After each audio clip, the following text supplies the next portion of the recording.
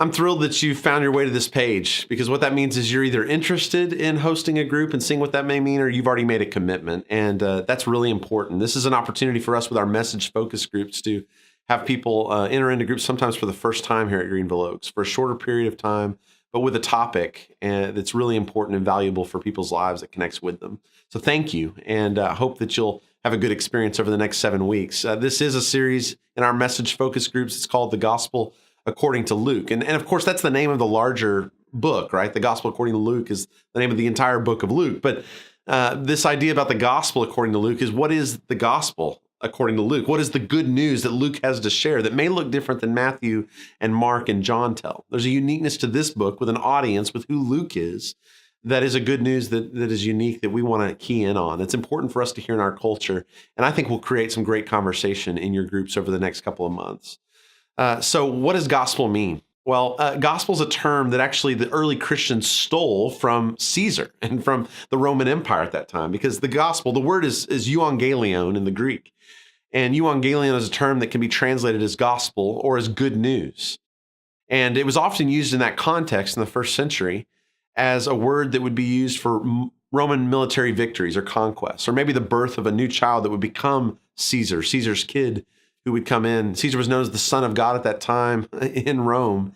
And the gospel, the good news, euangelion, was a term that they would celebrate the victories that happened of adding another town or a territory to the Roman Empire. And so the early Christians are taking this term that meant that, and they're saying, no, the good news, the gospel is actually far different from that. The gospel is about Jesus Christ, the kingdom of God that comes. Luke has a unique insight into this. Luke is a Gentile, and that's very different from Matthew's story. It's very different from the other gospel writers, because Luke's seeing this as someone who used to be on the outside of this story, who has been brought on the inside of this story. And that shapes the way he tells the story. It shapes what we're going to look at over the next 7 weeks.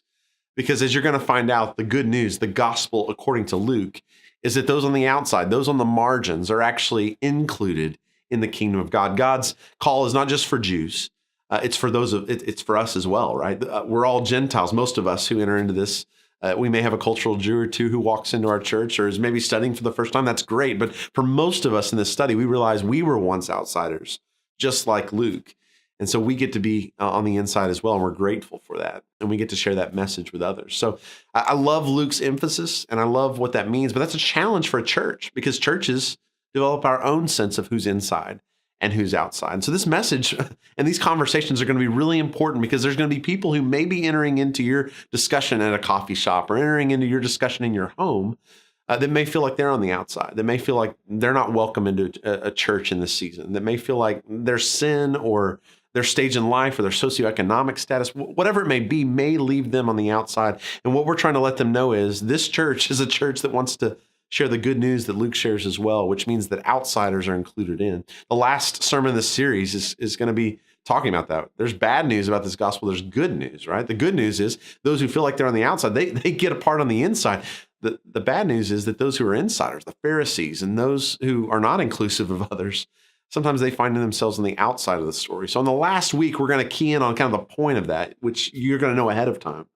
But each week, what we're going to do is I'm going to intro with the Sermon on the Mount. Luke refers to it as the Sermon on the Plain. And we're going to talk about the kingdom manifesto of Jesus, this sermon that he preached that was so central to what the kingdom of God was about, what his ministry was about.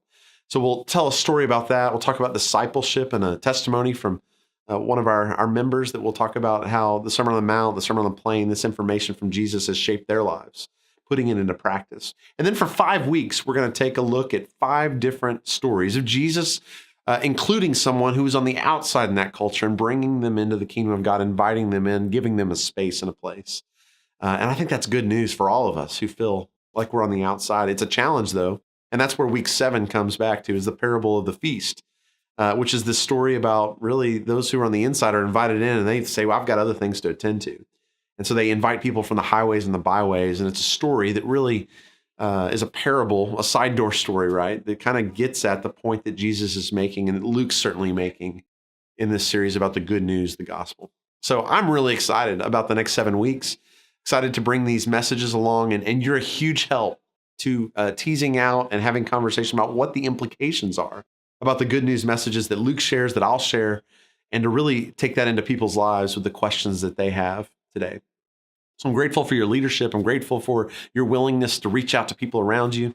On the page that's here, the message focus groups page, there's information that you can see there that will give you and let you know the resources at your disposal, questions that'll come.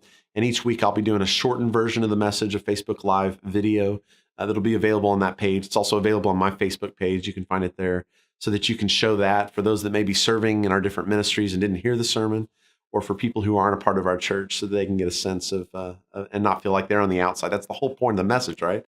Is that no one feels on the outside, that they're included. And we want them to feel that way. And that's why we'll do that again. So trying to put these resources at your disposal, but you're where the magic happens. And we're praying for you. I want you to know that. Praying that God will use these conversations to lead people to Jesus, to help those who feel like they could never be included in a community of faith know that Jesus includes them. And you're a big part of how that's happening. So thank you. And look at the page above for all the information, and look forward to hearing from you the testimonies of what God will do over the next 7 weeks.